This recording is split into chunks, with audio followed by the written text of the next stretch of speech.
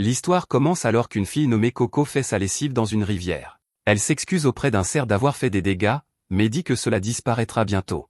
Le désordre qu'elle a fait disparaît, et Coco dit que la magie est belle chaque fois qu'elle la voit. La magie est étonnante, mais son fonctionnement est inconnu. Les sorcières sont les seules à pouvoir lancer des sorts, et les gens ordinaires ne peuvent qu'en être bénis. Tout le monde ne peut pas devenir sorcière, il faut être né avec le potentiel.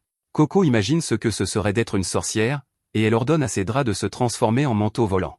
Cela ne fonctionne pas, mais elle est émerveillée par autre chose. C'est un carrosse Pégase, et elle n'en a jamais vu atterrir auparavant. Coco dit à sa mère que quelqu'un est arrivé, et elle est surprise lorsqu'elle tombe sur un étranger. Il y a aussi un groupe de filles qui regardent tous les tissus autour de la boutique. Coco est ravie car ce sont les personnes qui sont arrivées dans le carrosse Pégase. Le gars explique qu'il n'est pas avec les filles et qu'il cherche juste du tissu couleur fumée. Il propose de revenir quand ils ne seront pas occupés, mais Coco dit qu'elle peut l'aider. Coco espère pouvoir aller voir le carrosse Pégase quand elle aura fini, mais sa mère ne veut pas qu'elle touche aux affaires du client. Coco dit qu'elle ne sera pas une nuisance, et elle promet d'arrêter de dire qu'elle veut devenir sorcière. Sa mère accepte, alors Coco se met joyeusement au travail. Elle prend les mesures du gars et va couper le tissu pour lui. Coco prend tout son temps pour s'assurer de bien faire, et elle est choquée lorsqu'elle remarque que le gars est juste là. Il dit que Coco a une grande concentration et des mains fermes. Il admire son travail et dit qu'il n'avait aucune idée que ce village avait un artisan aussi compétent. Il appelle cela de la vraie magie, mais Coco ne le pense pas. Elle dit que la magie est bien plus mystérieuse, plus scintillante et bien plus précieuse. La magie est quelque chose de précieux, et c'est quelque chose qui est hors de sa portée. Il est assez évident qu'elle était prise de magie, alors le gars se demande pourquoi elle l'aime autant. Coco explique qu'elle est allée à un festival quand elle était plus jeune et qu'elle a rencontré une sorcière portant un masque. La sorcière vendait des livres d'images magiques, et il lui a demandé si Coco aimerait en acheter un. Coco adorait les livres d'images, mais elle n'avait aucune idée de ce qu'était la magie. La sorcière expliqua que la magie est un miracle qui rend ce monde vibrant. La sorcière lui donna un aperçu de ce que la magie pouvait faire, et Coco trouva cela très joli. Elle sut immédiatement qu'elle aimait la magie, et la sorcière dit que le livre qu'il vendait était accompagné d'une baguette gratuite. Coco était censée acheter des fruits avec son argent, mais elle acheta plutôt le livre d'images magiques. Sa mère n'était pas amusée, et Coco dit qu'un gars avec un chapeau pointu le lui avait vendu. C'est alors que Coco dit à sa mère qu'elle deviendrait une sorcière qui rend le monde vibrant. Malheureusement, sa mère révéla qu'elle ne le pourrait pas. Les gens ne peuvent pas devenir sorcières à moins d'être nés avec des pouvoirs magiques. Les gens ordinaires n'ont pas ce qu'il faut pour être une sorcière, et il n'y a pas d'exception. Coco refusa d'abandonner, alors elle montra à sa mère que le sol brillait à chacun de ses pas. Sa mère lui dit que si le sol continuait de briller tout le long du chemin, peut-être qu'elle avait bien ce qu'il faut pour utiliser la magie. Sur le chemin du retour, Coco regarda désespérément ses pas, espérant que la magie durerait. Malheureusement, la lumière dans ses yeux s'est évanouie en même temps que la lumière sous ses pieds. Depuis lors, Coco a pris goût à regarder la magie, et elle ne peut pas laisser tomber son rêve de devenir sorcière. Juste à ce moment, le sol tremble, et tout le monde se précipite dehors. Le carrosse a été renversé, et Coco se précipite pour vérifier l'état des autres enfants du village. L'un d'eux est passé sous le carrosse et s'est cogné la tête, ce qui a fait basculer le carrosse. Les filles sont furieuses parce qu'elles ne pourront pas rentrer chez elles sans leur carrosse. Juste à ce moment, le gars se demande si elles aimeraient qu'il le répare. Les filles se demandent qui est ce gars, et il réalise que cela aiderait s'il avait son chapeau signature. Coco regarde alors avec émerveillement alors qu'il met son chapeau pointu. Son nom est Kifray, et il révèle qu'il est une sorcière. Il se prépare à se mettre au travail, mais faire de la magie à l'extérieur pourrait causer quelques problèmes. Coco passe à l'action et lui dit qu'il peut utiliser leur boutique. Sa mère la gronde, mais Coco fait remarquer que Kifray est une vraie sorcière. C'est peut-être sa chance de voir le moment exact où un sort est lancé. Sa mère le permet, mais les choses ne se passent pas comme prévu. Kifray a demandé à Coco de faire le guet dehors et de s'assurer que personne ne regarde dans la boutique pendant qu'il lance le sort. Il l'a laissée dehors et lui a dit que quoi qu'il arrive, elle ne doit laisser personne entrer. Coco est maintenant assise dehors et elle se demande pourquoi personne ne peut regarder comment cela se fait. La magie est partout dans le monde, mais les gens ne savent pas comment la magie est lancée. Les sorcières sont les seules à connaître le secret, et Coco aimerait vraiment pouvoir l'apprendre. Juste à ce moment, elle remarque que les garçons espiègles essaient de jeter un coup d'œil à l'intérieur de la boutique. Coco les affronte, mais ils l'ignorent. Au lieu de les arrêter, Coco se précipite là où ils sont et leur dit de s'écarter. Elle veut aussi regarder, mais des rideaux bloquent leur vue. Les garçons partent, et Coco reste là à bouder. Juste alors, l'un de ses draps est pris par le vent, et cela lui rappelle l'entrée en haut de la boutique. Coco se faufile à l'intérieur, d'où elle peut avoir une bonne vue. Elle s'arrête de regarder parce qu'elle sait que c'est mal. Malheureusement, elle ne peut pas résister et elle regarde ce que fait Kifray. Elle n'en croit pas ses yeux en voyant qu'il dessine la magie avec un stylo. Cela lui fait réaliser que la baguette qu'on lui avait donnée quand elle était plus jeune n'était pas du tout une baguette. Les sorts ne sont pas quelque chose que l'on lance, mais quelque chose que l'on dessine. Une fois le sort terminé, Kifray dit à Coco qu'il a fini. Il n'entend pas de réponse, alors il va vérifier son état. Dehors, il remercie Coco pour son dur travail, et on voit qu'elle a couru jusqu'à la porte juste à temps. Tout le monde part, et la mère de Coco dit qu'elle est soulagée. Coco aime tellement la magie qu'elle pensait que Coco voudrait partir avec la sorcière. Le père de Coco est mort d'une maladie, alors sa mère ne sait pas ce qu'elle ferait si Coco la quittait aussi. Coco se sent terriblement mal, et elle promet de ne jamais quitter sa mère. Après le dîner, elles se disent bonne nuit. Coco ne perd pas de temps et prend la baguette qu'elle a achetée quand elle était petite. Elle enlève le bas pour révéler qu'il s'agit vraiment d'un stylo. Coco a regardé chaque page du livre d'images magiques de nombreuses fois, et elles contiennent des motifs partout. Elle réalise maintenant que la baguette n'était pas juste un bonus accompagnant le livre, le stylo lui-même était la baguette magique. Elle enlève le haut de la baguette pour révéler qu'elle est remplie d'encre. Avant de commencer, Coco s'excuse auprès de sa mère. Elle promet toujours qu'elle n'ira nulle part, mais elle veut quand même voir si elle peut utiliser la magie. Coco passe alors du temps à essayer de reproduire les motifs du livre. Malheureusement, elle est déçue quand rien ne se passe. Coco n'est pas surprise, cependant, car elle réalise que ce ne serait pas si facile. Juste à ce moment, une petite rafale de vent souffle, et une goutte d'encre tombe de son stylo. Cela active le sort, et de petites étincelles émergent de son dessin.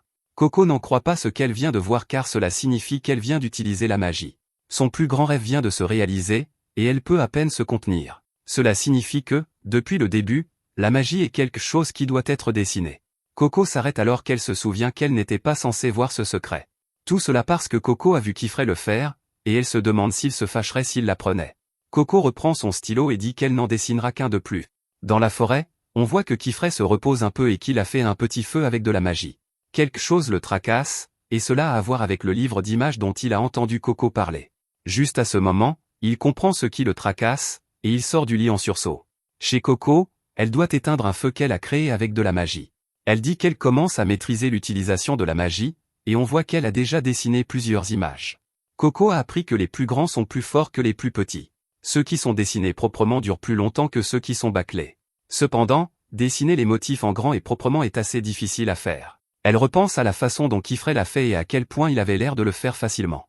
Juste alors, Coco a une idée et elle sort à nouveau le livre. Elle réalise qu'elle peut dessiner les motifs proprement en suivant les contours de l'exemple. Coco est ravie lorsqu'elle termine son meilleur dessin jusqu'à présent, mais Kifray surgit de nulle part pour l'attraper. Alors que la magie se déchaîne, Kifray la fait sortir précipitamment de la maison. Il l'emmène aussi loin que possible de la magie et lui demande furieusement si elle vient de dessiner de la magie. Il est sûr qu'elle l'a fait, alors il exige qu'elle lui dise ce qu'elle a dessiné. Kifray veut savoir quel sort c'était, mais Coco ne le sait pas. Elle a simplement tracé le motif qui se trouvait à l'intérieur du livre d'images. Juste à ce moment, ils entendent la mère de Coco l'appeler. Elle est inquiète pour Coco, et Coco lui dit désespérément de s'éloigner de la maison.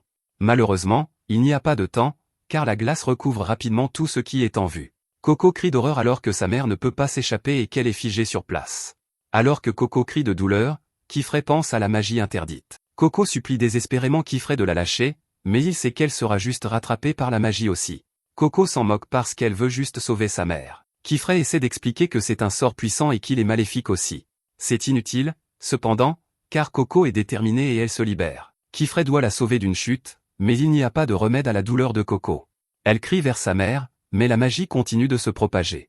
Kifray l'éloigne, et Coco ne peut que s'excuser.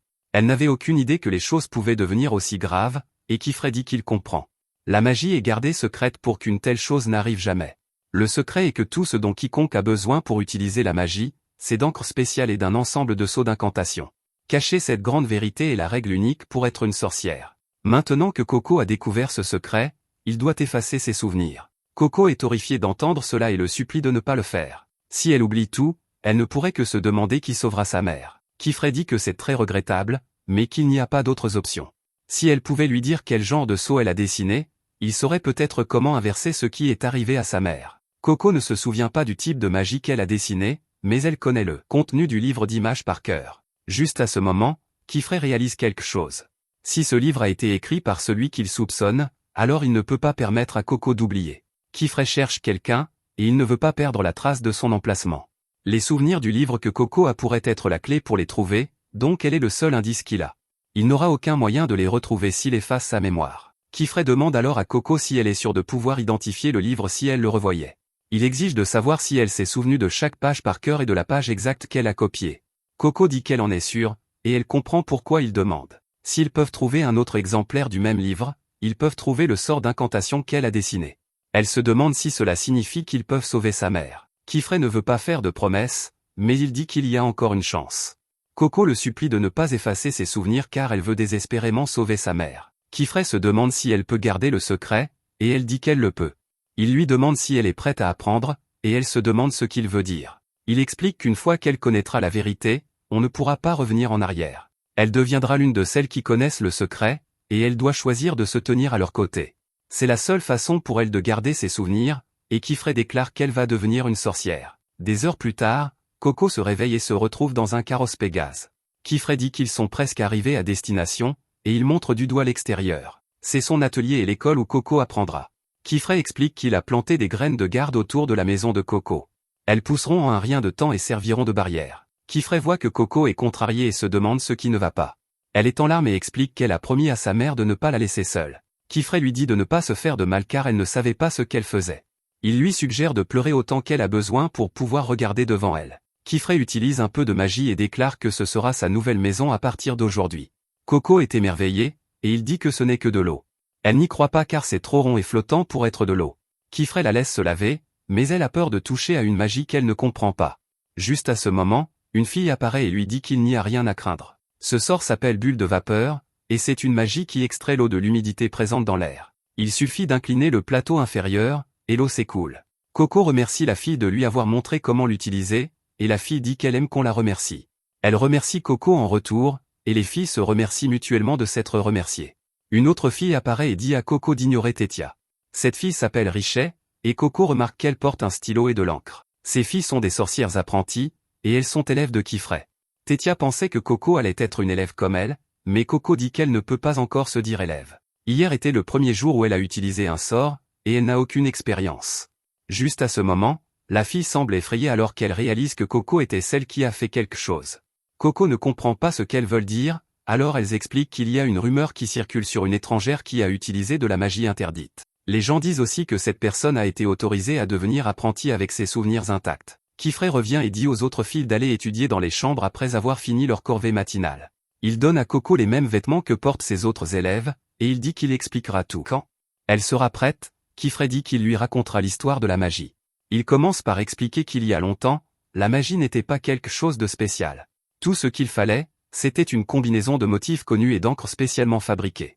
C'était un outil familier que tout le monde pouvait utiliser, mais cela a déclenché des conflits à maintes reprises. Lorsque les humains ont le pouvoir de tout faire, c'est exactement ce qu'ils feront. À cause de cela, de nombreux sorts horribles ont été créés. Les quelques personnes qui avaient réellement une conscience se sont détournées des conflits et se sont unies en tant que sorcières. Elles visaient à prendre les souvenirs de la magie des autres et à confier le secret uniquement aux disciples jurés de le protéger. Depuis lors, on a fait croire aux gens que la magie est un pouvoir que seuls quelques élus peuvent maîtriser. Si la vérité se répandait, le monde sombrerait à nouveau dans l'anarchie. Tout le monde est très prudent quant au secret, c'est pourquoi ils ont commencé à parler de ce qui est arrivé à Coco. Coco ne leur en veut pas car elle sait qu'elle a attiré cela sur elle-même. Elle se demande alors ce qu'est la magie interdite. Kifray explique que c'est la magie qui a été dessinée à l'époque des conflits et interdite le jour où les sorcières ont fait leur pacte.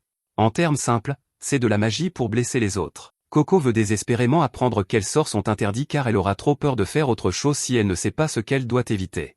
C'est habituellement à ce moment que Kifray dit à ses élèves d'être patientes, mais la situation de Coco est différente. Il explique qu'il existe d'innombrables sorts interdits, mais que c'est simple quand on résume la question. Tout sort lancé directement sur le corps humain est interdit en toutes circonstances. Cela inclut la transformation, l'altération de l'âge, la manipulation des pensées ou des émotions, le fait de nuire à autrui, ou même de les guérir. Il y a cependant une seule exception. Coco devine correctement que l'exception est un sort qui efface les souvenirs. Kifray démontre alors en expliquant que la plupart des sorts sont lancés sur des outils comme des carrosses ou des lampes. Il donne un autre exemple, qui est une fenêtre. Après avoir placé le cadre de la fenêtre à un certain endroit, cela active un sort. La fenêtre s'ouvre, et Coco est choqué de voir un grand lac. Cela n'a aucun sens car ils étaient entourés de collines il y a une minute. Kifray explique que cela s'appelle une fenêtre chemin. Elle relie deux fenêtres rondes qui portent le même motif. Kifray montre un bâtiment au loin et dit que c'est la tour des tomes.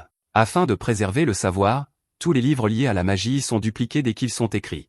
Coco réalise qu'une copie du livre d'images qu'elle a utilisé devrait s'y trouver, alors elle veut aller immédiatement à la tour. Elle refuse de dormir tant qu'elle ne l'aura pas trouvé, mais Kifré révèle qu'il y a quelque chose qui les en empêche. Le lac commence à trembler, et une créature géante envoie de l'eau à travers la fenêtre chemin. Après avoir fermé la fenêtre, Kifré dit que ce qu'il vient de voir était une épreuve de bibliothécaire. Il explique que la tour des tomes est protégée par 4 bibliothécaires, et seules les sorcières qui surmontent leurs épreuves sont autorisées à entrer. Cela signifie que Coco devra étudier si elle veut entrer.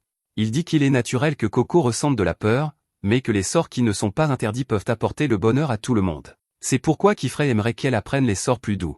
Coco est d'accord avec lui et déclare qu'elle est prête à apprendre. Kifré l'emmène dans une pièce et voit que sa camarade de chambre nommée Agot n'est pas là. Il explique qu'elle partagera cet espace de travail avec Agot, mais qu'elle aura aussi sa propre chambre. Sa chambre se trouve au fond de l'espace de travail, en bas de quelques escaliers.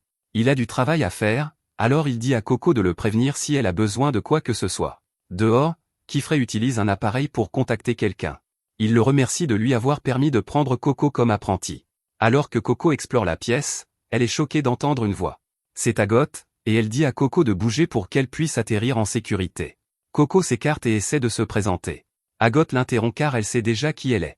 Elle est l'étrangère dont tout le monde parle, et Agot sait qu'elle va rejoindre les rangs en tant que nouvelle élève. Agot s'excuse pour ce qui est arrivé à sa mère, mais elle n'est pas aussi gentille qu'elle en a l'air. Elle fait froidement remarquer qu'à cause de ce qu'a fait Coco, sa mère ne redeviendra jamais humaine. Coco dit qu'elle est là pour la sauver, mais Agot l'interrompt à nouveau. Agot et les autres dessinent des sceaux d'incantation jusqu'à ce que le bout de leurs doigts devienne noir pendant toute leur vie. Elles ont travaillé sans repos jusqu'à ce qu'elles réussissent les tests. Ce n'est qu'à ce moment-là qu'elles ont été autorisées à devenir apprenties. Agot n'aime pas la façon dont Coco est arrivée ici, et elle dit que Coco est une fille ordinaire qui ne sait rien. Pour rendre ses sentiments encore plus clairs, elle dit qu'il n'y a aucun moyen qu'une étrangère comme Coco puisse jamais devenir une sorcière. Coco dit qu'elle a déjà dessiné des sorts, et qu'elle ne saura pas tant qu'elle n'aura pas essayé. Agot déclare qu'elle doit faire ses preuves, et que son test commencera demain. Ce soir-là, tout le monde fait une fête de bienvenue pour Coco, mais les filles sont déçues de voir que la nourriture est la même que d'habitude. Kifré explique que c'est allé si vite, donc la fête devra attendre une autre fois. Agot mange dans sa chambre comme d'habitude, alors elle mange sans elle. Coco est émerveillée par la délicieuse nourriture, et les filles expliquent que Kifré est un grand chef. Cette nuit-là, Coco se met au lit, mais elle ne peut s'empêcher de pleurer, et elle pense à sa mère. Le lendemain, elle pense à la façon dont elle doit passer des tests pour devenir apprentie. Coco lit un livre, mais il n'explique pas ce qu'elle doit faire. Kifré explique qu'il y a beaucoup de choses que les livres ne disent pas sur la magie. Elle apprendra plus en faisant qu'en lisant, alors il lui montre quelques outils. On les appelle composants, et ce sont eux qui servent à dessiner la magie. Coco dit que tout cela a l'air cool, mais elle a encore un peu peur de toucher le stylo à encre. Elle met de côté ses peurs car elle veut sauver sa mère coûte que coûte. Leur leçon commence, et Coco est rapidement dépassée. Kifré propose de lui laisser faire une pause, mais Coco dit que ça va. Cela étant dit, Kifré veut qu'elle lui dise ce qu'elle a appris. Coco explique qu'un sort est composé de 3 éléments. Le sigle au centre en est un, et il est entouré de lignes appelées signes. Ensuite, il y a le cercle extérieur qui le complète, appelé l'anneau. Les types de sigles sont le feu, l'eau, la lumière et le vent. Les signes déterminent la forme que prend la magie, ainsi que sa taille et sa direction. Lorsque l'anneau extérieur est complété, il verrouille le sceau en place et active le sort. Coco est impatiente d'en essayer un, mais elle a besoin d'un moment. Elle commence enfin, mais elle n'est pas contente de ce qu'elle a dessiné. Kifré lui dit de ne pas le jeter, mais elle ne veut même pas qu'il le regarde. Elle dit que c'est bâclé et que les lignes sont toutes désordonnées. Kifré explique que c'est normal car elle apprend encore. Ce qu'il veut souligner, c'est qu'elle n'a pas connecté son anneau. Il lui rappelle qu'un sort ne s'activera pas s'il ne forme pas un cercle complet. Kifré la rassure en lui disant qu'il est naturel d'avoir la main qui tremble quand on apprend à utiliser un nouvel outil. Si elle continue à travailler, elle apprendra à le contrôler en un rien de temps. Il lui ordonne de connecter le cercle pour qu'elle puisse activer son sort. Cela fonctionne, mais son sort finit par couvrir Agot d'eau. Coco s'excuse profusément, et elle remarque qu'elle a aussi abîmé le dessin d'Agot. Agot dit qu'elle n'est pas contrariée et qu'elle aimerait juste voir le sceau d'incantation que Coco a dessiné. Elle le lui montre, et Agot peut immédiatement voir quel est le problème. Elle montre à Coco que l'un de ses signes est plus long que les autres. Cela a amplifié la pression dans une direction et a fait jaillir l'eau. Kifré est impressionné par Agot comme toujours, c'est pourquoi il lui fait assez confiance pour laisser Coco entre ses mains.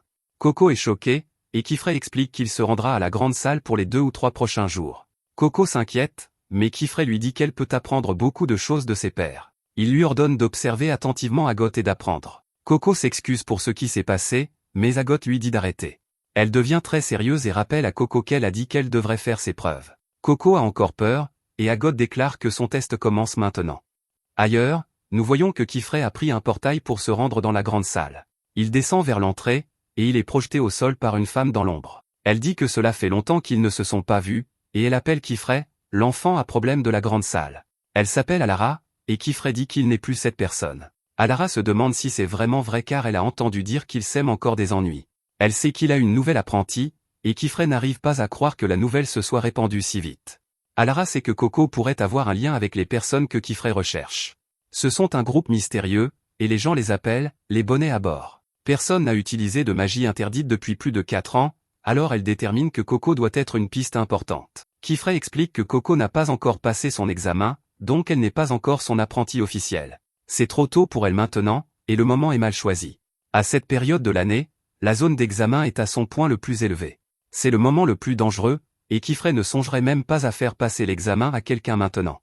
Non seulement ils échoueraient, mais ils perdraient très probablement la vie. De retour avec Coco, elle se demande si c'est vraiment une bonne idée. Agot prépare le portail, mais Coco fait remarquer que Kifrey n'est pas là. Agot dit que Coco le fera toute seule de toute façon lorsqu'elle passera l'examen. Coco a encore des doutes car elle vient tout juste d'arriver, mais Agot dit qu'elle a réussi l'examen quand elle n'avait que 10 ans. Elles ont toutes dû réussir l'examen pour devenir apprenties, donc Coco est dans la même situation qu'elle. Agot explique que le premier examen s'appelle le « consentement de la couronne ». Les participantes ne peuvent emporter que 3 appareils et leurs composants. Coco devra atteindre le sommet de la chaîne du dada et cueillir l'herbe d'Idom qui y pousse. Agot lui donne un orbe de guidage qui lui indiquera la bonne direction. Puis elle lui donne une bulle de vapeur pour l'eau potable. Agot ouvre alors le portail et dit à Coco d'entrer. Coco peut prendre autre chose, alors elle se demande si elle peut prendre des chaussures comme celles qu'Agot porte. Elle a vu Kifrey et Agot les utiliser, et elle voit que ce sont des appareils. Elle a vu les semelles briller pendant qu'ils volaient. Coco espérait qu'Agot pourrait lui prêter une paire, mais Agot n'est pas amusée. Coco comprend qu'elle est allée trop loin, alors elle se rétracte. Agot pousse un grand soupir, et elle prête ses chaussures à Coco. Elle en a fini de parler, cependant, alors elle envoie Coco à travers le portail. C'est seulement maintenant qu'Agot se souvient de dire à Coco qu'elle ne peut passer cet examen qu'une seule fois. Si elle échoue, elle n'aura jamais le droit d'être l'apprentie de Kifrey. Il ne pourra pas lui apprendre la magie, et elle devra quitter l'atelier. Coco se prépare, mais elle est terrifiée par le moindre bruit. Elle sait qu'il n'y a plus de retour en arrière possible, alors elle devra faire de son mieux. Elle se demande comment fonctionne l'orbe de guidage, et elle regarde à l'intérieur. La tige à l'intérieur commence à bouger, et elle tape sur le bord extérieur du verre. Elle tape dans une certaine direction, alors Coco réalise que c'est par là qu'elle veut qu'elle aille. Coco a toujours peur de la forêt sombre, mais elle arrive à persévérer. Elle dit que c'est comme faire une randonnée en montagne, et elle avance. Elle trébuche immédiatement, mais elle n'est pas prête à abandonner. Agot a réussi l'examen quand elle n'avait que 10 ans, alors Coco est sûre qu'elle peut le faire. Après avoir surmonté quelques petites difficultés, Coco sort de la forêt. La vue est absolument magnifique, et Coco réalise que c'est la chaîne du dada. L'orbe de guidage pointe maintenant vers le haut, ce qui signifie qu'elle devra trouver un moyen de monter là-haut. Juste à ce moment, elle aperçoit un oiseau volant dans les airs, et elle se souvient qu'elle a emprunté les chaussures d'Agot. Coco dit « vole » en sautant dans les airs, mais elle ne va nulle part. Elle regarde les semelles et remarque que le seau d'incantation est divisé entre le pied droit et le pied gauche. Coco essaie encore, mais cette fois elle s'assure que ses pieds sont parfaitement alignés. Elle est stupéfaite quand cela fonctionne réellement, et elle commence à flotter. Coco ne peut en profiter qu'un instant car c'est très difficile à contrôler, et elle retombe. Elle est très dure avec elle-même d'être si maladroite, mais elle réalise rapidement qu'elle vient de voler pour la première fois. Voler l'emmènera là où elle doit aller, alors elle réessaie. Coco est confiante de pouvoir le faire, mais elle finit par s'écraser dans la forêt. Bien sûr, elle n'abandonne pas, et elle continue de s'entraîner. De retour avec Kifrey, nous voyons que la ville où il se trouve est submergée sous l'eau.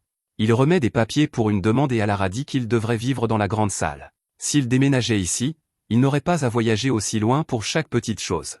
La grande salle est le bastion des sorcières, et elle a tout ce dont elles ont besoin. Kifrey dit qu'il ne vient ici que quand il a besoin de quelque chose, et Alara voit que sa haine pour cet endroit est toujours aussi profonde. Elle change de sujet et dit à Kifrey qu'il devrait surveiller ses apprentis. Elles sont encore jeunes, et on ne sait jamais ce qu'elles pourraient faire sans adultes autour. De retour avec Coco, nous voyons qu'elle a appris à garder son équilibre. Elle essaie de monter plus haut pour la première fois, mais elle finit par se retrouver au-dessus d'un des morceaux de terre flottants. Elle arrive à ne pas s'écraser, mais son contrôle est vraiment erratique. Coco reste accrochée à une racine, et une étrange créature apparaît. La petite chose la percute, et Coco panique. Elle s'écrase à nouveau et réussit tout juste à amortir sa chute. La créature s'appelle un pinceau copain, et Coco n'en a jamais vu auparavant. Le petit la suit partout, et Coco remarque que ses chaussures sont remplies de boue. Elle les sèche un peu, mais elle est horrifiée quand elle réalise qu'elle a effacé le sceau d'incantation. C'est la pire chose qu'elle aurait pu faire, mais elle se rappelle qu'elle peut simplement le redessiner. Malheureusement, les choses empirent pour elle lorsqu'elle voit que l'encre de conjuration s'est renversée dans son sac. Coco ne sait pas quoi faire, et elle se demande si tout est fini. De retour à l'atelier, Tessia se demande où est Coco. Agathe explique qu'elle n'est pas là parce qu'elle est allée dans la chaîne du dada pour son examen. Tessia est horrifiée parce que Coco vient d'arriver et qu'elle n'est pas prête. Elle se demande pourquoi Agathe ne l'a pas arrêtée, alors Agathe doit lui rappeler comment les choses se passent normalement. Normalement, les gens passent l'examen avant même de venir ici. Agathe dit que si Coco ne peut pas réussir un examen aussi simple que celui-ci, alors elle ne mérite pas d'être apprentie. Il n'y a rien qu'Agathe déteste plus que quelqu'un qui ne sait pas faire ce qu'elle sait faire. La raison pour laquelle elle les déteste est qu'elle ne retire rien à fréquenter des gens comme ça. C'est vrai pour toutes les personnes qu'elle rencontre, mais c'est particulièrement vrai pour les étrangères. Agathe dit à Tessia de ne pas s'inquiéter car elle sait que Coco échouera et reviendra bientôt.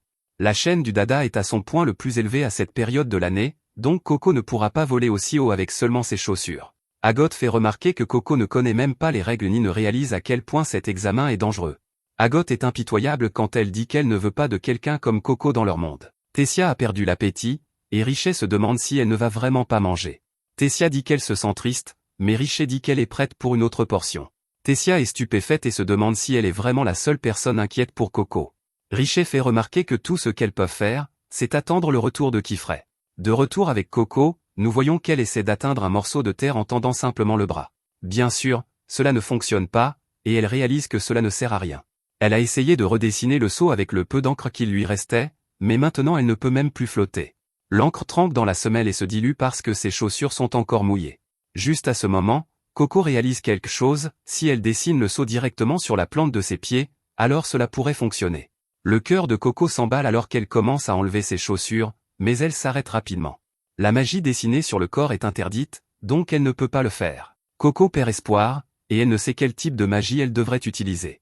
À ce rythme, elle va échouer, et elle détermine qu'Agathe avait probablement raison.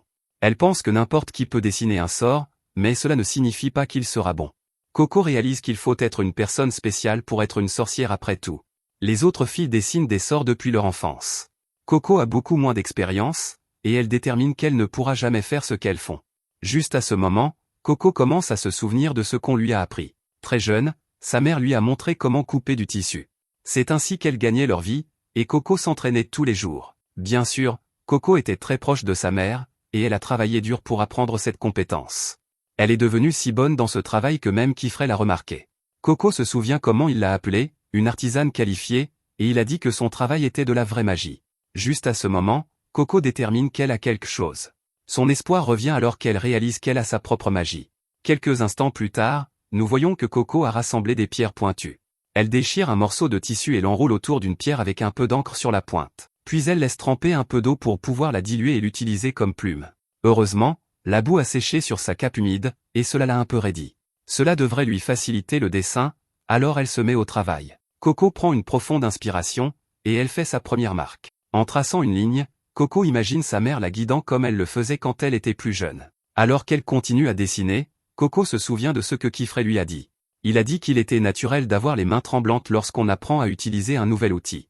C'est pourquoi Coco est passée à un outil auquel elle est habituée, comme cette pierre pointue. Quelques instants plus tard, nous voyons que Coco a fini de fabriquer une voile pour son petit bateau.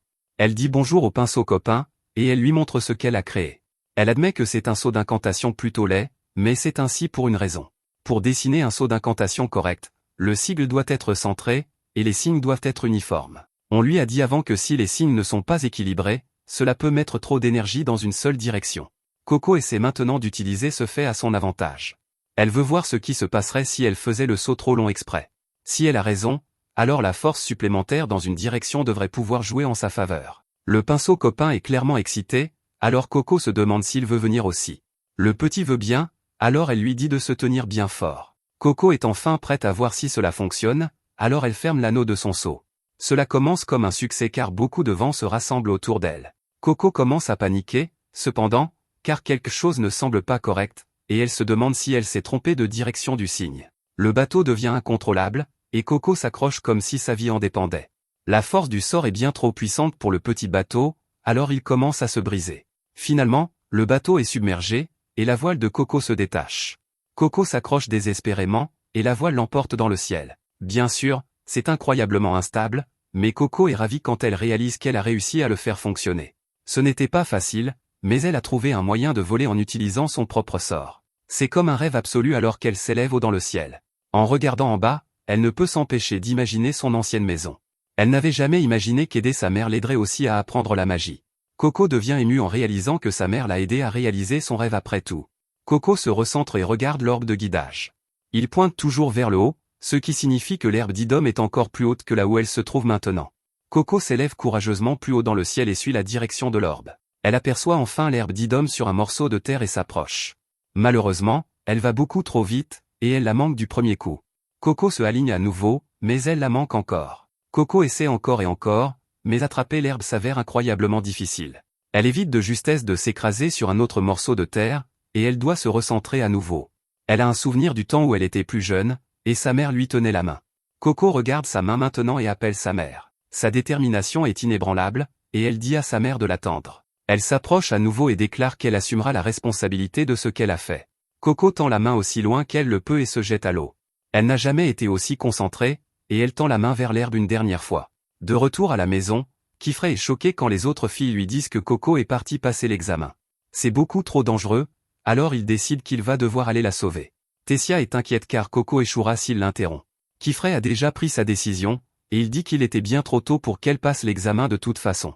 Elle n'a pas vécu entourée de magie toute sa vie comme elle, donc sa vie est en danger. Kifrey ne peut pas permettre cela car s'il arrive quelque chose à Coco, elle ne sera pas la seule perte à subir. Il se précipite pour ouvrir le portail, mais tout le monde est stupéfait quand il voit que Coco est sur le chemin du retour. Tessia ne peut retenir son soulagement en disant qu'elle était vraiment inquiète pour elle. Coco se précipite alors vers Agot et lui montre qu'elle a obtenu le consentement de la couronne. Agot ne montre pas la moindre émotion, mais Coco est quand même excitée car c'était la preuve dont elle avait besoin. À sa grande surprise, Agot s'éloigne simplement sans dire un mot.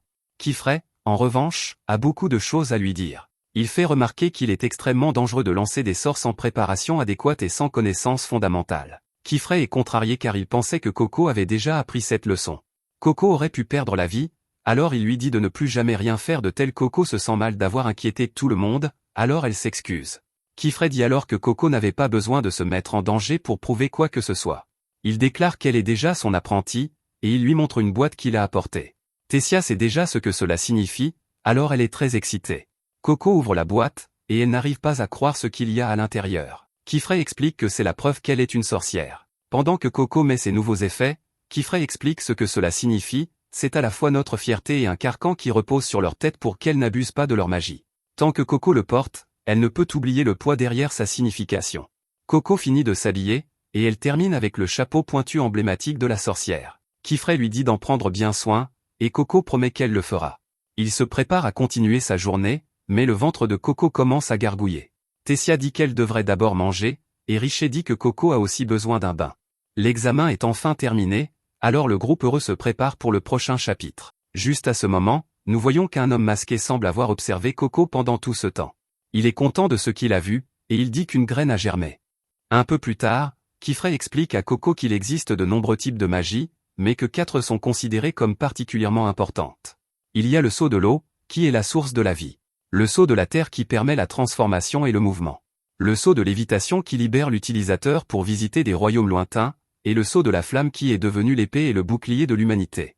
Kifrey veut que Coco les essaie, alors elle commence à écrire. Elle panique lorsqu'elle crée un feu, et Tessia doit l'éteindre. Elle dessina la boule de feu dans le cadre de son entraînement à la magie de lévitation, mais elle a échappé à son contrôle. Kifrey explique que le sceau du feu traite de phénomènes sans forme, il peut donc être dangereux s'il n'est pas maintenu à la bonne taille et dans le bon équilibre. Tessie est confuse parce qu'elle pensait que Coco maîtrisait la magie de lévitation à la plage de données. Coco explique qu'elle a abîmé les chaussures qu'Ago lui avait prêtées, alors elle voulait les réparer avant de les rendre. Coco a tout fini sauf les seaux de coulée sur les semelles, mais elle n'arrête pas de tracer ses lignes de manière trop tremblotante. Kifrey se demande si le stylo qu'elle utilise est le problème. Différentes personnes ont besoin de différents poids et prises, alors il se demande s'il devrait laisser Coco en choisir un pour elle-même. Tessia devient très excitée et dit qu'il devrait emmener Coco à la papeterie magique. C'est un magasin de fournitures artistiques, et ils ont toutes sortes d'outils magiques. Tout cela ressemble encore à un rêve pour Coco, alors elle prend une minute pour se ressaisir. Quelques instants plus tard, ils volent tous vers le magasin. Ils arrivent dans une ville insulaire appelée Köln, qui est la ville de sorcières la plus proche de l'endroit où ils vivent. Coco est rapidement émerveillé en voyant que toute la ville est remplie de sorcières. C'est un endroit magnifique, mais Kifrey prévient qu'il y a des monstres dangereux appelés vertaubes dans les marécages boisés voisins. Pour protéger la ville de ces monstres, les sorcières ont transformé une partie du banc de sable en une île pour supporter une tour de guet. Des sorcières ont commencé à se rassembler ici, et l'endroit est devenu ce qu'il est aujourd'hui. Juste à ce moment, Ago dit aux autres qu'elle a mieux à faire que de jouer les guides touristiques pour Coco. Il y a des magasins qu'elle veut visiter, alors elle s'en va seule. Kifrey l'autorise et lui dit de les retrouver plus tard à la papeterie magique. Il se demande comment se passent les choses entre Coco et Ago, alors Coco doit expliquer qu'elles ne sont pas très proches. Bien sûr, Coco reste sans voix alors qu'elle traverse la ville et voit tout ce que le marché a à offrir. Tout est si fantaisiste, mais une étrange silhouette dans une ruelle sombre attire son attention. Coco a cru voir quelque chose, mais les autres lui rappellent de rester ensemble. Ils arrivent enfin à la papeterie magique appelée l'épée étoilée. À l'intérieur, Coco se retrouve une fois de plus sans voix quand elle voit qu'un arbre géant pousse à travers le milieu du magasin. Le propriétaire du magasin dit qu'il ne voit pas souvent l'apprenti d'une sorcière être émerveillé par un arbre d'argent. C'est très courant, et il n'arrive pas à croire que Coco ne le sache pas. Kifrey explique qu'elle n'est pas apprentie depuis longtemps, alors le gars réalise qui elle est. Coco est devenue en quelque sorte célèbre, alors il s'excuse de ne pas avoir réalisé plus tôt. Ce gars s'appelle Nanao, et il est le propriétaire de l'épée étoilée. Nanao déclare que tous les composants de son magasin ont été fabriqués par lui et son petit-fils, Tarta. Il a également la capacité d'extraire de l'encre de conjuration à la concentration qu'ils veulent. Coco ne sait même pas ce que cela signifie, alors Nanao dit qu'il peut lui montrer. En montant les escaliers, elle aperçoit Tarta, qui est très concentré sur son travail. Quand ils arrivent à l'étage supérieur, Nanao coupe une branche de l'arbre. Il met la branche dans une fiole placée au-dessus d'une flamme, et les filles regardent avec émerveillement l'eau devenir noire. Nanao explique que les branches sont d'un blanc argenté quand elles sont saines, mais qu'elles deviennent noires quand elles meurent. Dans cet état, c'est toxique à la fois pour l'arbre et pour les humains.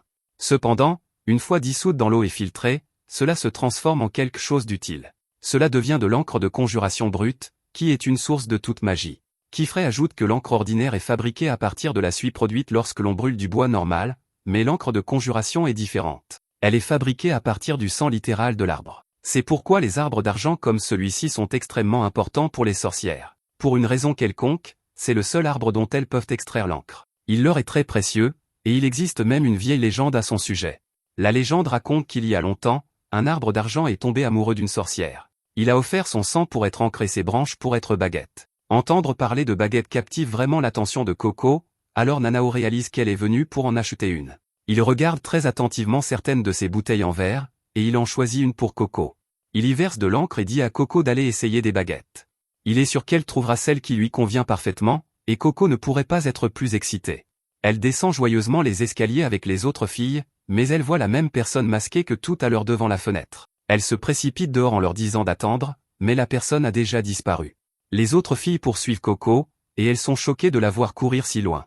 Elles sont sûres qu'elle se perdra sans elle, alors elles courent pour la trouver. Coco rentre dans Ago, et les autres filles n'ont pas le temps d'expliquer. Elles disent simplement à Ago de venir avec elles, alors elles se mettent toutes à poursuivre Coco. Coco poursuit désespérément la personne mystérieuse, et la poursuite dure assez longtemps.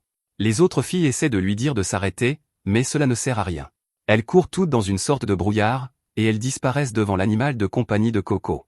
Ago parvient à rattraper Coco, alors Coco explique qu'elle poursuit la personne qui lui a donné le livre interdit. Malheureusement, il s'est enfui, alors Tessia dit qu'elle devrait retourner au magasin. Richie a un mauvais pressentiment à ce sujet car le paysage est trop différent ici pour qu'elle soit simplement à une ruelle de là. Tout le monde regarde autour d'elle, et elle réalise qu'elles sont dans un endroit complètement différent. Les murs et les sols sont faits d'une pierre blanche qu'on ne voit pas à Köln. Cela signifie qu'elles ne sont plus à Köln, et les filles ne comprennent pas ce qui se passe. Elles ne sont pas passées par une voie de fenêtre, et ce n'est pas comme si elles pouvaient simplement se téléporter. Tessia dit que c'est impossible, alors elle va jeter un coup d'œil depuis le ciel. Ago dit que Tessia a peut-être une idée parce que cela ne pourrait arriver que d'une seule façon. Elles auraient pu être directement téléportées ici sans s'en rendre compte. Coco est horrifiée car ce genre de sort n'est pas autorisé, quelqu'un a utilisé de la magie interdite pour les amener ici, et elles ne savent pas comment revenir. Tessia revient toute paniquée après avoir confirmé qu'elles ne sont plus à Köln. Elle dit frénétiquement qu'elles doivent sortir d'ici, et les autres se demandent ce qu'elle a vu qui la met dans cet état. Tessia explique que ce n'est pas ce qu'elle a vu, c'est plutôt ce qu'il a vu. Juste à ce moment, le sol commence à trembler, et un dragon géant apparaît. Nous voyons que l'homme masqué est au loin, et il souhaite la bienvenue à Coco dans le monde de la magie. Alors que Coco est figé de peur, le gars pense à comment elle est leur seul espoir. De retour au magasin, Kifray se demande où sont les filles. Nanao a supposé qu'elle s'était ennuyée et était allée se promener. Kifray ne peut pas imaginer qu'elle s'ennuierait ici parce que c'est le meilleur magasin du monde. De plus, les filles ne sont pas du genre à partir sans rien dire, alors il se demande où elles pourraient être. Juste à ce moment, Tarta dit qu'il les a vues courir après une sorcière étrangement habillée. La sorcière portait un masque qui ressemblait à un globe oculaire, et Kifray est stupéfait d'entendre cela.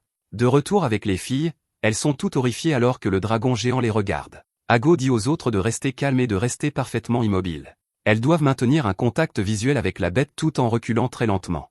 Quand elles seront suffisamment loin, elle leur donnera le signal, et elles courront aussi vite qu'elles le pourront. Les filles font exactement cela, et elles créent une certaine distance entre elles et le dragon. Quand elles sont suffisamment loin, Ago leur donne le signal, et elles courent toutes pour sauver leur vie. Le dragon les poursuit, et il est bien trop rapide. Ago doit leur acheter du temps avec une attaque de feu, et elle dit à tout le monde que c'est leur chance de courir. Elle crée encore plus de distance, et Coco dit à Ago que son sort était incroyable. Ago explique qu'elle a utilisé le sceau du feu entouré du signe du vent en spirale. Coco n'arrive pas à croire qu'elle l'ait dessiné si vite, mais Ago dit que ce serait impossible. Ce qu'elles font en réalité, c'est dessiner les sorts à l'avance dans un objet appelé un cœur de paume.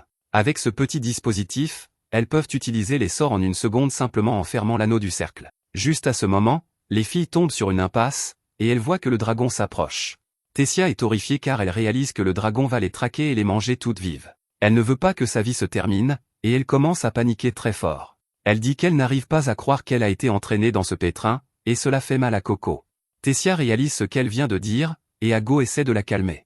Elle lui rappelle qu'elles sont apprenties sorcières et qu'elles trouveront un moyen de s'en sortir avec leur magie. Cela étant dit, Ago dit qu'elle utilisera un sort de brise-mur pour créer une issue de secours. Elle dit à Tessia et Rishi de lui acheter du temps, alors les autres filles se préparent. Pendant qu'elle se prépare, Coco pense à ce qu'elle a vu dans les yeux de Tessia. Tessia la blâme pour tout cela, et Coco peut comprendre pourquoi. Tessia finit de dessiner son sort, et elle le place dans sa robe. Cela fait voler sa robe, et elle parvient à attirer l'attention du dragon. Cela leur fera gagner du temps, alors les autres filles lui disent qu'elle a fait du bon travail. Coco est également émerveillée, mais elle remarque un étrange cercle magique au loin. Elle essaie d'en parler à Ago, mais cela fait rater son dessin à Ago. Bien sûr, Ago est furieuse et dit à Coco qu'elle ne peut pas toucher quelqu'un pendant qu'il dessine. Coco dit qu'elle ne l'a pas fait exprès, mais cela ne fait qu'empirer les choses.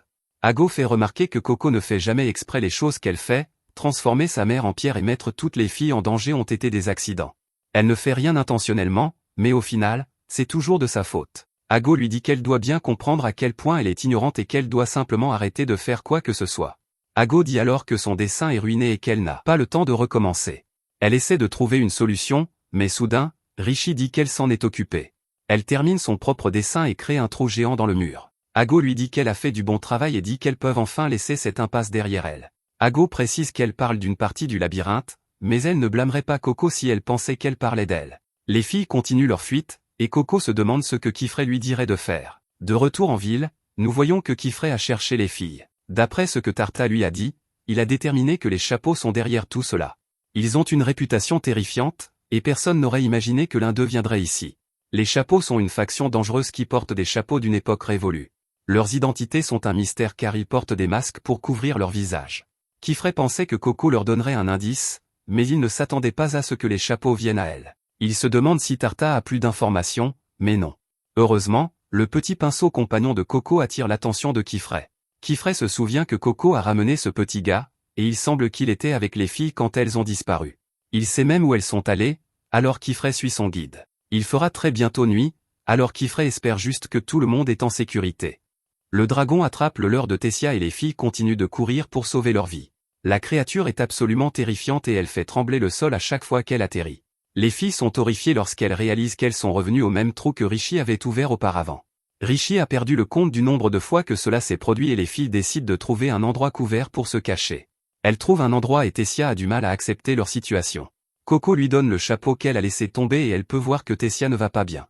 Elle s'excuse et dit que tout est de sa faute. Coco veut se faire pardonner d'une manière ou d'une autre, alors elle offre sa propre cape pour la garder au chaud. Tessia est touchée par le geste et Coco explique pourquoi la cape signifie tant pour elle. Quand elle la porte, personne ne peut voir qu'elle tremble de peur. Savoir qu'elle a toujours l'air d'une sorcière à l'extérieur l'aide à être courageuse. À cause de cela, Coco veut que Tessia la porte maintenant. Tessia a eu beaucoup plus d'espoir que Coco dans cette situation, et tout le monde aura besoin d'elle. À ce moment-là, Tessia active une sorte de magie et les recouvre toutes les deux d'un gros nuage. Cela les isole et les autres filles se demandent ce que Tessia fait. Tessia s'excuse pour la façon dont elle a regardé Coco tout à l'heure et Coco lui dit que ce n'est pas grave parce que c'est vraiment de sa faute. Tessia se sent quand même mal parce qu'elle a déchargé sa peur sur Coco. Elle est sorcière depuis plus longtemps, donc c'est elle qui est censée protéger Coco. Coco devient émotive en disant que Tessia la protège et elle montre le sort de nuage vert comme preuve. Elle dit qu'elle se sent super détendue même si elles sont en danger et elle pense que cette magie est puissante. Tessia s'ouvre un peu et révèle que ce sort est en fait sa propre création. Quand elle était petite, elle a toujours rêvé de faire une sieste sur un nuage. Quand elle a appris la magie, elle a commencé à essayer différentes choses pour y parvenir. Ce n'est pas encore fini, mais une fois qu'il le sera, elle aimerait le soumettre pour approbation comme un sort à usage général que tout le monde pourrait essayer. Ce n'est peut-être pas le sort le plus utile qui soit, mais c'est son rêve et cela compte beaucoup pour elle. Elle dit à Coco de garder sa cape car elle a beaucoup de sens. Tessia veut qu'elles gardent toutes leurs capes jusqu'à ce qu'elles soient toutes rentrées chez elles saines et sauves et qu'elles deviennent ensemble de vraies sorcières. Coco est touchée par cela et elle accepte avec joie. Juste à ce moment, Ago et Richie s'installent confortablement à l'intérieur du sort de nuage aussi. Ago dit qu'il fait trop froid dehors et elle offre même quelques conseils sur la façon dont Tessia peut améliorer son sort de nuage. Tout d'abord, elle dit qu'il doit être fait d'une substance ayant plus de masse. Si Tessia veut que les gens puissent voler dessus, elle aura besoin d'un matériau ressemblant à un nuage comme substitut, comme du coton. Tessia fait remarquer que si elle utilise du coton, ce ne sera qu'un matelas normal. Ago va droit au but et rappelle à toutes qu'elles doivent trouver comment sortir d'ici. Elle a déterminé que toute la zone semble être sous un sort. C'est ainsi qu'elles ont été amenées ici et pourquoi elles n'arrêtent pas de revenir au même endroit. Elle fait remarquer que tout type de magie, même la magie interdite, a besoin d'un sceau d'incantation pour fonctionner. Elles doivent trouver où il se trouve, mais cet endroit est immense. Juste à ce moment, Coco parle parce qu'elle pense avoir vu le sceau d'incantation plus tôt. Elle leur montre ce qu'elle a vu, et tout le monde convient que c'est un sceau d'incantation. Le sceau d'incantation est tout en haut d'un labyrinthe, et le dragon est juste là avec. Tessia fait remarquer que le dragon semble encore plus gros qu'avant, et Richie dit qu'il est possible qu'elle rapetisse en même temps que le reste de l'espace. Quoi qu'il en soit, Ago dit que si le dragon protège le sceau d'incantation, elles vont devoir le battre. Elle commence à penser à utiliser la magie du feu, mais Coco l'arrête. Coco fait remarquer calmement que le sort de feu d'Ago n'a pas vraiment fait grand-chose au dragon avant. Ago est prise au dépourvu, mais Coco explique ce qu'elle a vu. Ago a ralenti avec son attaque, mais elle ne lui a pas vraiment fait de mal. Ce n'est pas que le sort était faible. Il semble que le feu ne soit pas la solution pour le battre. Ago se demande ce qu'elle propose et Coco surprend tout le monde en disant qu'elle ne devrait pas essayer de le battre du tout. Ago se demande si Coco dit ça parce qu'elle est toujours contrariée par ce qu'elle a dit avant, mais Coco dit que non. Elle explique simplement qu'Ago et Tessia viennent de lui donner une idée et elle a un plan. Elle ne sait pas si ça va marcher, mais elle veut essayer. Coco révèle que son plan est de réaliser le rêve de Tessia. Ago exige de savoir de quoi elle parle, alors Coco explique. Le nuage de Tessia les a fait se sentir chaudes et en sécurité dans cet endroit glacial, alors que se passerait-il si elle faisait un lit nuage pour le dragon pour qu'il reste là au lieu de les attaquer? Ago doute immédiatement de ce plan, mais Richie dit que ça pourrait marcher. Elle déclare que tous sont impuissants devant le pouvoir d'un lit de verre et que cela s'applique probablement aussi au dragon. Tessia est d'accord avec la logique et même Ago commence à être convaincue quand elle y réfléchit. Elle dit à tout le monde de lui donner une minute pendant qu'elle pense à quel point un lit de verre est irrésistible. À ce moment-là, Coco se lève et tout le monde se demande ce qui ne va pas. Coco dit qu'elle pensait juste à savoir si le dragon allait bien. Elle se souvient que quand elles se sont enfuies avant que le dragon ne s'écrase violemment contre un pilier. Elle avait trop peur à ce moment-là pour y penser, mais elle réalise maintenant que ça a dû être vraiment douloureux. C'est d'ailleurs une grande partie de la raison pour laquelle elle veut essayer ce plan. Elle se souvient de ce que Kifrey lui a dit à propos du fait que les sorts ne sont pas interdits, sont ceux qui apportent le bonheur à tous. Tout le monde est surpris par son discours et même Ago ne peut s'empêcher d'écouter. Coco veut montrer au dragon une magie plus douce et si ça marche, personne n'a besoin d'être blessé. Sa compassion est inspirante et elle semble même toucher Ago. Tessia est émue par cela et elle dit que si Ago les aide, ça marchera probablement encore mieux. Richie est d'accord et fait remarquer qu'Ago semble déjà avoir quelques idées. Ago admet que c'est le cas, alors Tessia dit qu'elles devraient faire cela ensemble. Elle rappelle à Ago qu'elle est la meilleure pour dessiner les sauts d'entre elles toutes et qu'elles auront bien plus de chance si elle est dans l'équipe. Ago prend un long moment pour réfléchir, mais elle finit par accepter. Coco la serre presque dans ses bras d'excitation, mais Ago dit qu'il est temps de planifier. Les filles se réunissent et cherchent des idées sur ce avec quoi elles pourraient faire un lit nuage. Elles ont besoin de quelque chose d'aussi moelleux qu'un nuage, mais avec une substance appropriée, quelque chose qu'elles peuvent trouver dans cet endroit, et qui peut aussi supporter le poids d'un dragon. Tessia suggère du papier déchiqueté, Mais Ago dit que même si elle déchiquetait tous leurs 4 appareils, cela ne suffirait pas. Coco suggère du tissu, et Rishi suggère des cheveux, mais Ago les rejette aussi.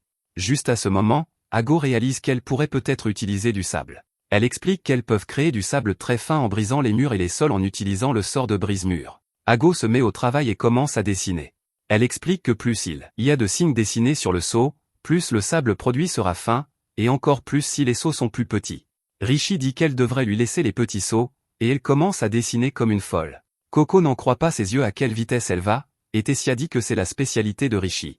Ago dit à Tessia de penser à un sort qui rassemblera le sable sur la place centrale sans trop le tasser. Quant à elle, elle essaiera de penser à un sort d'enveloppement qui le maintiendra en place. Tout le monde sait quoi faire, alors elle se met en mouvement. Coco se demande ce qu'elle devrait faire, alors Ago lui dit de ne pas gêner.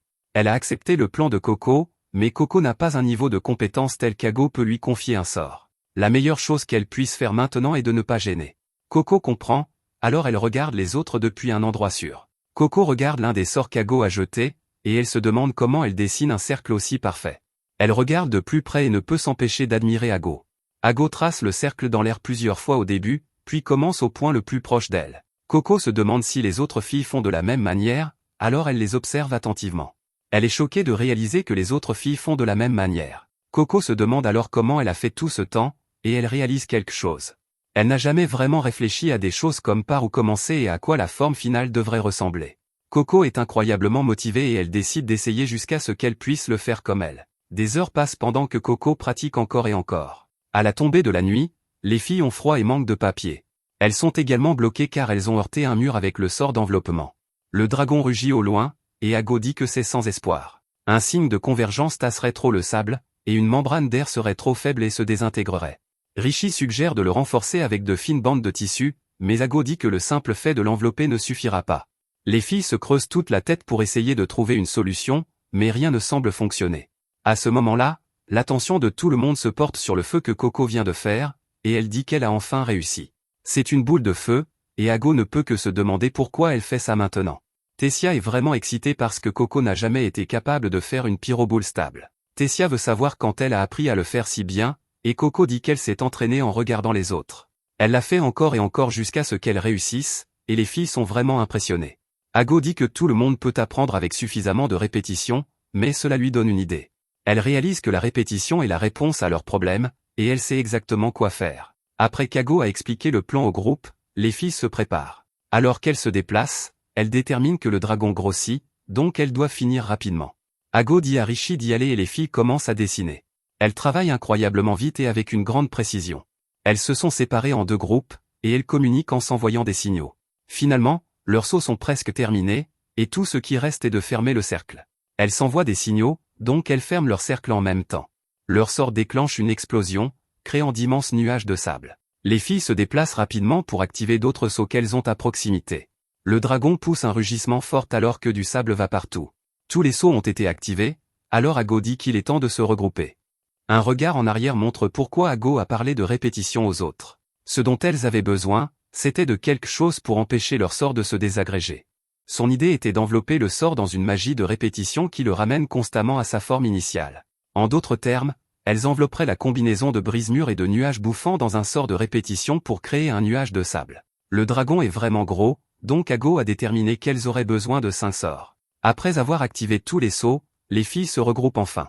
Si elles ont réussi le positionnement et le timing pour combiner les 5 sauts en un seul, alors même lorsque le dragon s'y enfoncera avec son poids, le nuage de sable devrait pouvoir le retenir. Le nuage devrait continuellement essayer de revenir à sa forme originale et maintenir son moelleux. Étonnamment, le dragon semble curieux alors qu'il s'approche du nuage. Les filles attendent avec impatience de voir ce qui se passe, et elles sont toutes choquées lorsque le dragon jette son corps géant dessus. Il semble aimer le lit moelleux, et les filles l'appellent le coussin neutralisant de dragon. Ago, cependant, dit que cela s'appelle en fait le lit de sable du serpent. Il n'y a pas de temps à perdre car c'est leur seule chance de passer devant le dragon. Tessia prend du retard en regardant la bête s'allonger sur son nouveau lit. Elle révèle que c'est la première fois qu'elle rend quelqu'un heureux avec un sort. Elle n'y avait jamais vraiment pensé avant, et elle n'arrive pas à croire que les sorts puissent apporter autant de joie. Les filles se dirigent ensuite vers le seau qui se trouve sur la tour. Elles ne savent pas quel genre de sort c'est car elles n'en ont jamais vu auparavant. De retour avec Kifrey, nous voyons que l'animal de compagnie de Coco l'a mené à la ruelle où les filles ont été vues pour la dernière fois. Kifrey ne sent personne ici, Alors il se demande où les filles sont allées. Tartare dit qu'il pensait que cette ruelle était pavée et il se demande s'ils l'ont changée. À ce moment-là, cela fait réaliser quelque chose à Kifray. Il explique que les brosses compagnons sont attirés par l'odeur de l'encre d'invocation. La petite bête renifle quelques pierres, alors Kifray va vérifier ce que c'est. Regardez en dessous libère une énorme quantité de pouvoir et le sort n'arrête pas d'attaquer Kifray. De retour avec les filles, nous voyons que quelque chose se passe dans cette dimension. Ago est furieuse parce que Tessia a pensé que ce serait une bonne idée de briser le sceau.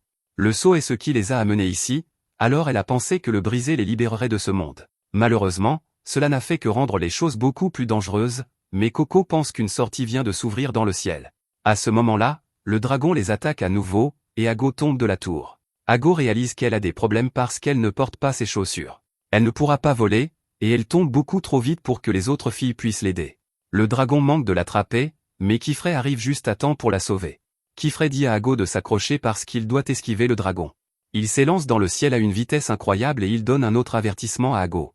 Il aura besoin de ses mains libres pour ce qu'il va faire ensuite, donc elle devra s'accrocher à lui toute seule. Kifray ferme l'anneau d'un de ses sorts et disperse tous les nuages autour de lui. Il active un autre saut et des ailes géantes émergent. Ce sort incroyable crée un dragon d'énergie plusieurs fois plus grand que l'autre dragon. Il couvre tout le ciel et il consume l'autre dragon en une seule bouchée. Le dragon d'énergie s'écrase sur le sol, inondant toute la dimension. L'énergie se transforme en eau et nous voyons que le sort époustouflant de Kifray a vaincu le dragon.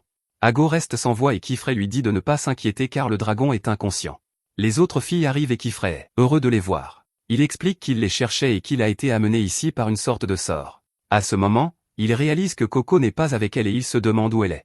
Coco est maintenant dans une dimension couverte d'obscurité et elle ne peut entendre qu'une voix.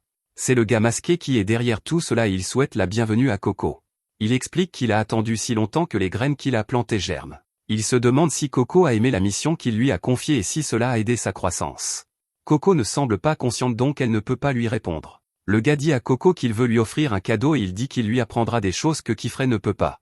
Il dit que quand ce jour viendra, ce sera vraiment quelque chose de spécial. Coco se réveille et quand elle reprend ses esprits, elle se demande si Ago va bien. Ago va bien, donc Coco est incroyablement soulagée. Kifray explique qu'il a trouvé Coco inconsciente sur les escaliers de la tour. Coco n'a aucune idée de quoi il parle, alors Kifray craint que les chapeaux cloches n'aient pu lui faire quelque chose. Coco dit que non et qu'elle est juste un peu dans la lune. Coco remarque que toutes les filles sont couvertes de saleté et elle se demande si elle va bien. Coco dit qu'elle va bien, mais elle ne peut pas retenir ses véritables émotions. Elle craque et s'excuse auprès de tout le monde de les avoir mêlées à tout cela. Elle est vraiment désolée, et les filles ne savent pas quoi dire. Kifray dit à Coco que Tessia l'a mis au courant de tout ce qui s'est passé là-dedans et de ce qu'elles ont toutes fait. Il dit que d'après ce qu'il a entendu, Coco les a toutes sauvées. Il lui dit que les idées sont tout aussi importantes pour lancer des sorts que la calligraphie. Il ne veut pas laisser cela se perdre et il veut travailler dur pour cultiver ce talent. Coco se sent beaucoup mieux et elle est d'accord avec lui. Les filles célèbrent ensemble et Nanao arrive, heureux de voir que tout le monde va bien. Kifray révèle qu'il a une demande sérieuse à faire à Nanao. Il s'avère que Kifray a trouvé un seau d'incantation caché sous les pierres qui servaient de pavement dans la ruelle. Kifray a besoin de savoir ce qu'il y a dans l'encre et il veut que Nanao se renseigne. En plus de cela, il veut qu'il garde le secret même vis-à-vis des chevaliers moraux. Nanao est choqué parce que les sorcières ont l'obligation de signaler les observations de magie interdite. Kifray montre à quel point il peut être terrifiant en répétant simplement que pas une seule personne ne doit jamais découvrir cela. Après que Kifray soit passé, Nanao ne sait pas ce qui est pire. Les choses qui se sont déjà produites ou les choses qui pourraient arriver ensuite. Un peu plus tard, Coco s'entraîne à dessiner des sorts aux côtés d'Ago. Coco soupire à cause de son erreur, ce qui fait qu'Ago se trompe à son tour. Coco fait alors tomber un livre, ce qui dérange également Ago. Ago décide de quitter la pièce, et Coco se demande si elle n'a pas fait trop de bruit. Ago continue à s'entraîner dehors et parvient à accomplir un sort. Malheureusement, elle dit que la lumière qu'elle a créée est faible et instable. Un oiseau semble l'apprécier, ce qui fait perdre sa concentration à Ago. À l'intérieur, Coco est contrariée car son dessin est encore tremblant. Elle explique qu'elle n'a jamais pu choisir un pinceau qui lui convienne à calme. Pour une raison ou une autre, Coco ne peut tracer de belles lignes droites qu'avec une pierre pigmentaire. Malheureusement, ce n'est pas adapté pour dessiner sur du petit papier. Coco pense alors qu'elle n'a pas réussi à lancer un seul de ses propres sorts pendant toute l'épreuve du dragon. Kifray lui a dit que les idées sont un élément important de la magie, mais elle aimerait quand même pouvoir faire plus. Elle s'arrête avant de s'engager sur cette voie car elle sait que cela ne ferait que la rendre triste. Au lieu de cela, elle s'encourage en se disant qu'elle doit simplement s'y habituer. Elle jure de s'entraîner par la répétition, alors elle continue. Malheureusement, l'épuisement la rattrape et elle commence à s'assoupir. Kifray la trouve et lui dit que si elle s'endort ici, Elle va attraper froid. Coco insiste sur le fait qu'elle n'essayait pas de dormir et qu'elle a soudainement ressenti de la fatigue. Elle avoue à Kifray qu'à ce rythme, elle ne pourra jamais réussir l'épreuve de la tour des tomes. Cela signifie qu'elle ne pourra pas trouver le livre illustré qui sauvera sa mère. Coco se surprend à se dénigrer à nouveau, et c'est ce qu'elle veut éviter. Elle change de vitesse et se rappelle qu'elle peut y arriver parce qu'elle aime la magie. Kifray la calme et lui dit de venir avec lui. Il l'emmène à la cuisine, et Coco remarque que ça sent vraiment bon. Kifray dit qu'il pensait à remonter un des chaudrons, et il lui propose de goûter le ragoût à l'intérieur. Coco est ravie de voir à quel point c'est bon, et Kifray révèle que le ragoût a 2 ans. Bien sûr, Coco est horrifiée d'apprendre que la nourriture est aussi vieille, mais Kifray dit que ce n'est pas grave. Il explique que le chaudron magique répète le moment où le ragoût est fraîchement préparé, donc il ne s'abîme jamais. La seule chose est qu'il faut redessiner le sort régulièrement, sinon il finit par s'user. Kifray lui montre ensuite des ignames capra, et elle a entendu dire qu'elles sont délicieuses. Kifray veut qu'elle en cuise une pour lui, et il lui rappelle qu'elle a appris à dessiner le sort de boule de feu. Coco se met au travail et crée une boule de feu comme avant.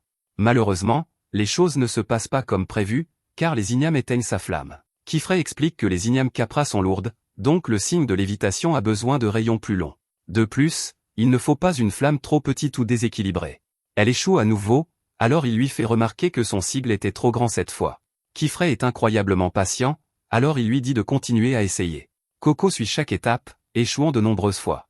Finalement, elle réussit tout parfaitement et atteint son objectif. Elle est ravie d'avoir parfaitement cuit l'igname, et Kifray confirme qu'elle est cuite comme il faut.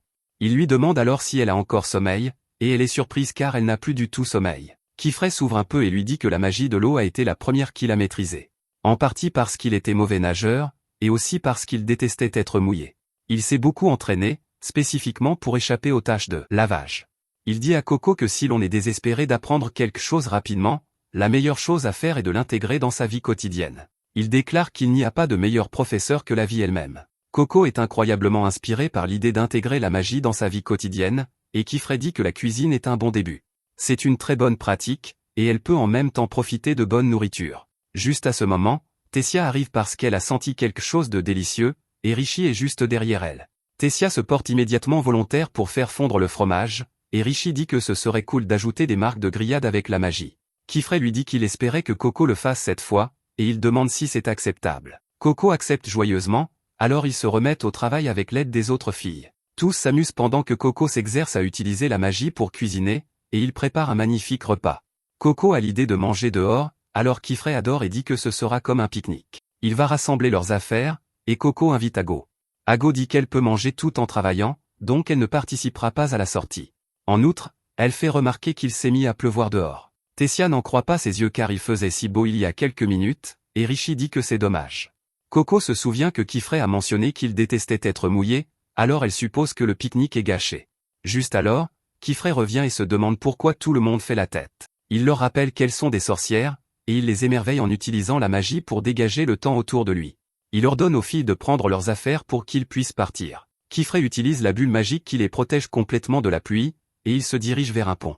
Là, ils dégustent tout le délicieux repas qu'ils ont préparé. Finalement, la pluie s'arrête et un arc-en-ciel se forme. Coco reste sans voix devant tant de beauté, et elle a une idée. Elle veut qu'Ago voie l'arc-en-ciel avec eux car c'est la magie que ce monsieur leur a montré. Coco rentre précipitamment et tombe sur un inconnu à la porte. L'homme est surpris et se demande qui elle est. Il lui demande si elle est la messagère de quelqu'un, et il se demande si elle appartient à Alaria. Kifray arrive juste à ce moment-là, et Coco se précipite à ses côtés. Maintenant qu'elle est en sécurité, elle se présente comme l'apprentie de Kifray. L'homme est complètement choqué d'entendre cela, et il appelle Kifray par son nom. Kifray connaît ce type, et il le salue sous le nom d'Arugio. Kifray pensait que le travail d'Arugio prendrait plus de temps, et il ne s'attendait pas à ce qu'il revienne si tôt. Arugio exige immédiatement de savoir pourquoi Kifray a pris une autre apprentie pendant son absence. Kifray dit que ce n'est pas si simple et explique que Coco a été victime de magie interdite. Arugio est visiblement contrarié après avoir entendu cela, et il dit à Coco de venir avec lui. Kifray se demande ce qu'il fait, alors Arugio explique qu'il ne veut rien avoir à faire avec les capes à large bord. Pour cette raison, il va livrer Coco au chevalier moral. Coco essaie de lui dire d'attendre, mais Arugio l'entraîne. Kifray crée immédiatement un sort et arrête Arugio net. Il dit alors fermement à Arugio qu'il ne laissera personne emmener Coco, pas même Arugio, qui est un cher ami. Arugio n'en croit pas que Kifray lui tourne sa magie contre lui, et il exige de savoir qui est cette fille. Kifray dit qu'ils devraient tous rentrer et qu'il expliquera tout. De retour avec les autres filles, Richie dit qu'il y a eu une éclaircie dans les nuages, alors elle a cru que l'orage était fini. Cependant, il pleut maintenant encore plus fort qu'avant. Tessia est d'accord qu'on se prépare pour une vraie tempête cette nuit. Dans une autre pièce, Arugio n'en croit pas que Kifrey ait pris une étrangère comme apprentie. Kifrey est contrarié par la façon dont Arugio appelle Coco une étrangère, alors il lui dit qu'elle s'appelle Coco. Arugio s'excuse auprès de Coco et admet qu'ils n'ont tout simplement pas d'autres mots pour les gens qui ne sont pas sorcières. Kifrey les présente alors officiellement et explique qu'Arugio est l'œil vigilant de cet atelier. Il explique que les petits ateliers ruraux comme le leur ont tendance à devenir des silos. Pour éviter qu'ils ne cachent leurs problèmes, une autre sorcière reste avec eux pour surveiller les choses. Cette sorcière est appelée l'œil vigilant. Arugio fait remarquer avec colère que Kifrey cache actuellement l'un de ses problèmes. Kifrey explique son raisonnement et dit que s'il avait effacé les souvenirs de Coco cette nuit-là, ils auraient perdu leur seul indice sur le livre illustré de magie interdite. Il a aussi pensé que la garder auprès de lui était la meilleure méthode pour éventuellement guérir l'état de sa mère. Arugio dit qu'enquêter sur la magie interdite n'est pas leur travail, et qu'ils doivent laisser tout cela au chevalier moral. Kifrey voit que Coco est confuse sur l'identité des chevaliers moraux, alors il le lui explique directement.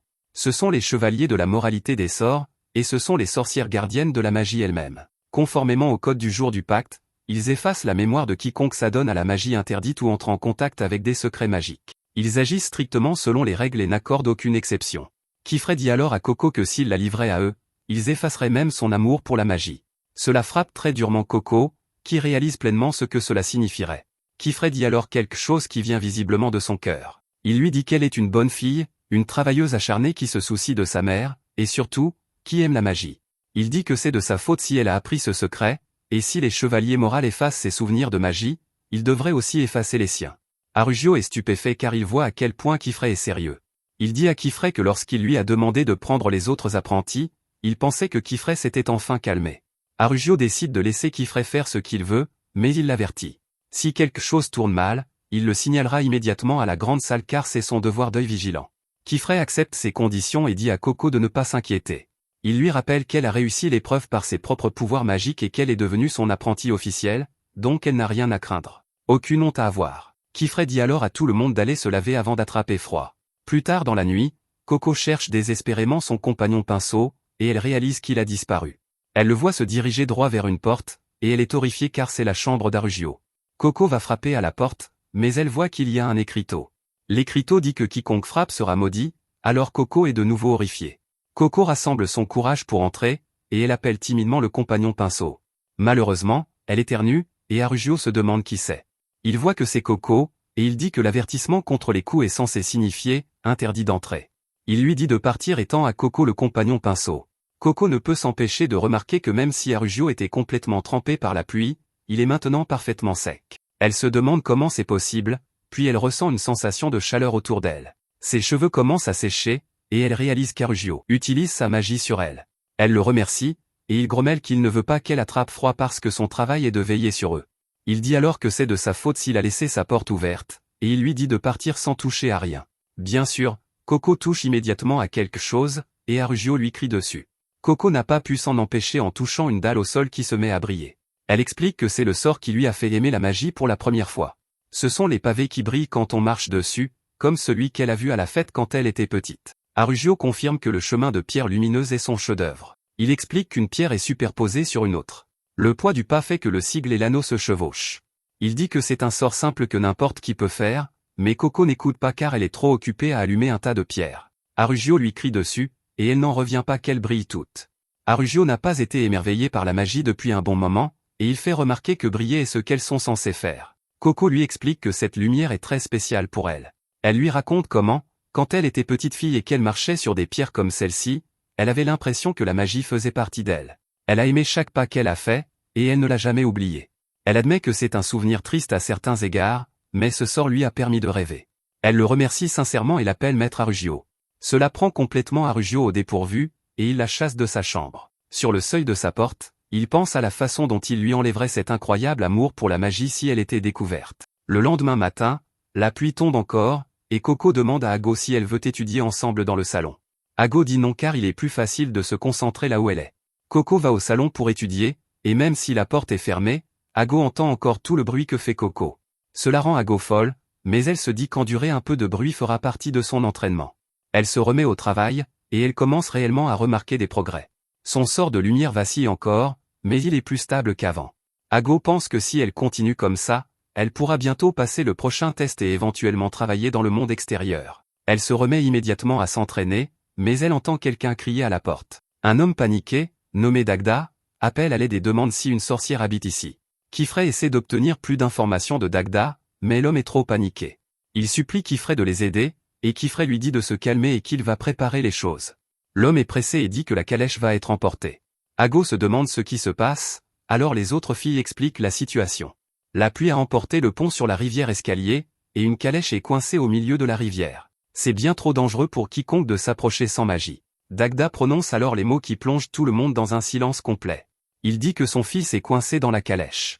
Kifrey confirme immédiatement qu'il a compris, et il dit qu'il sera là dans un instant. Ago reconnaît là un travail dans le monde extérieur, et des idées lui viennent. Kifrey essaie de calmer l'homme en disant que lui et son collègue s'y rendront tout de suite. Ago prend immédiatement la parole et interpelle Kifrey. Il dit aux apprentis que ce n'est pas sûr pour elle et qu'elles doivent attendre ici. Ago refuse de rester en arrière, et elle dit à Kifrey de l'emmener aussi, s'il vous plaît. Elle lui promet qu'elle sera utile et qu'elle ne le décevra pas. Merci d'avoir regardé mon récapitulatif. N'oubliez pas d'aimer la vidéo.